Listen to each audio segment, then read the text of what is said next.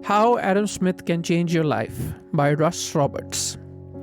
ये किताब एक बाअसर माहिर मुआशियात और फ़लसफ़ी एडम स्मिथ के काम को ज़िंदा करने की एक काविश है, ख़ास तौर पर इनकी अहम किताब थ्योरी ऑफ मॉरल सेंटिमेंट्स। मुसन्निफ़ स्मिथ के नज़रियात को जदीद ज़िंदगी पर लागू करते हुए हमें ये समझाते हैं कि किस तरह खुश रहा जा सकता है और अपने इर्द गिर्द के लोगों के साथ अपने ताल्लुकात को बेहतर बनाया जा सकता है, और बिलाखिर कैसे हम दुनिया को भी बदल सकते हैं। दोस्तों, इस किताब का पहला सबक यह है कि इंसान फितरी तौर पर खुद गर्ज होने के बावजूद मॉरली बिहेव करने की सलाहियत रखता है।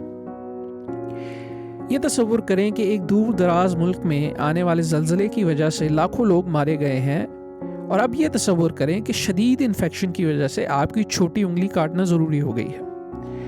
अब कौन सा मंजर आपको ज़्यादा परेशान करेगा, लाखों अफराद की मौत या आपकी पिंकी फिंगर का नुकसान?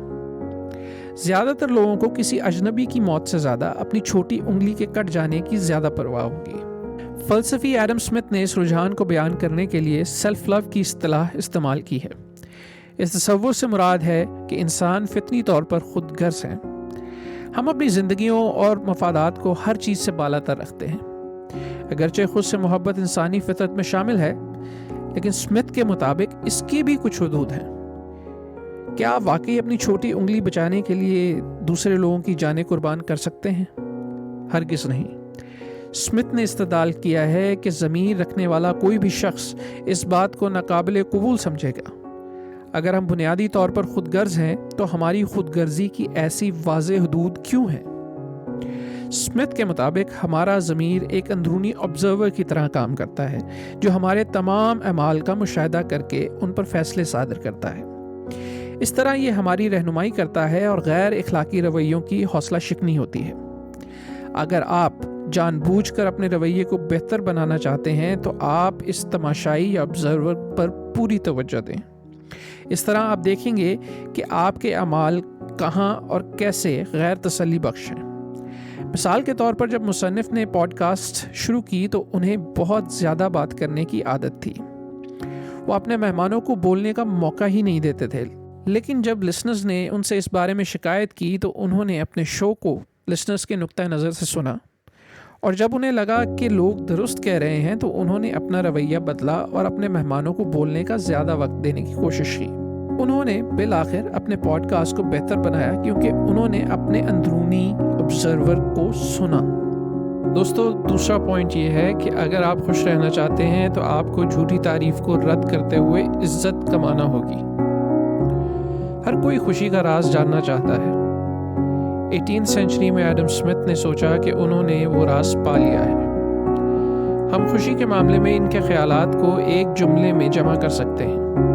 उन्होंने कहा कि इंसान फितरी तौर पर ना सिर्फ चाहता है कि उससे प्यार किया जाए, बल्कि ये भी कि वो प्यारा हो। आसान ज़बान में कहें तो लोग ना सिर्फ इज़्ज़त और एहतराम चाहते हैं, बल्कि इज़्ज़त और एहतराम के लायक भी बनना चाहते हैं। बहुत से लोग ये ख्याल करते हैं कि तारीफ़ सुनने से वो खुश होंगे, लेकिन हकीकत में तारीफ़ हमें उस वक्त तक खुश नहीं कर सकती जब तक कि हम महसूस ना करें कि हम इसके लायक हैं या हमने इसको कमाया है। इस मकसद के लिए इन दो मुमताज़ शख्सियात का मुआवजा करें। वॉरेन बफे, जो कि तारीख़ के सबसे कामयाब सरमायादार हैं, और बर्नी मैडॉफ, जो कि एक साबिक स्टॉक ब्रोकर हैं जो कि धोखाधड़ी के लिए मशहूर हैं। पकड़े जाने से पहले वो लोगों की जमा पूंजी लूटकर इंतहाई अमीर बन गए थे। स्मिथ के मुताबिक ये फैसला करना मुश्किल नहीं है कि कौन ज़्यादा खुश था।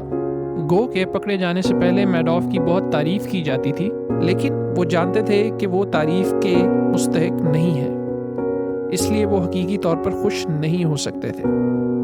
दूसरी तरफ बफे ने ये इज़्ज़त जायज़ तौर पर कमाई थी, इसलिए वो इसे हकीकी तौर पर खुश रख सकती थी। तो हम इस बसीरत को अपनी ज़िंदगी पर कैसे लागू कर सकते हैं और खुश रह सकते हैं? इसका एक सीधा साधा जवाब यह है कि हमें झूठी तारीफ़ को रद्द कर देना चाहिए, क्योंकि अक्सर ख़ास तौर पर अगर हम ताकतवर या बाअसर हों तो लोग हमें खुश करने के लिए हमारी तारीफ़ करते हैं, फिर चाहे हम उस तारीफ़ के काबिल हों या ना हों। लेकिन हमें खुशामद को कबूल करके अपने आप को बेवकूफ़ नहीं बनाना चाहिए।